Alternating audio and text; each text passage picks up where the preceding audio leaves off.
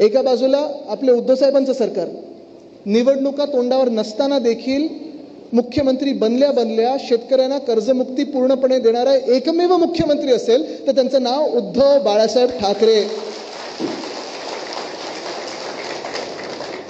कर्जमुक्तीच काय, मला आठवतं कोविडच्या काळात देखील अर्थचक्र बंद पडलं असताना देखील जेव्हा जेव्हा शेतकऱ्यांवर कुठचंही संकट आलं असेल, मग ते केळ्यांचे असतील, आंब्याचे असतील, काजूचे असतील, संत्र्याचे असतील, छोटे मोठे सगळे जे काही शेतकरी असतील, जेव्हा जेव्हा संकट आलं, तिजोरीत किती पैसे आहेत हे न पाहता आपल्या सर्व शेतकऱ्यांना धावून मदत करणारे एकमेव मुख्यमंत्री असतील त्यांचं नाव उद्धव बाळासाहेब ठाकरे.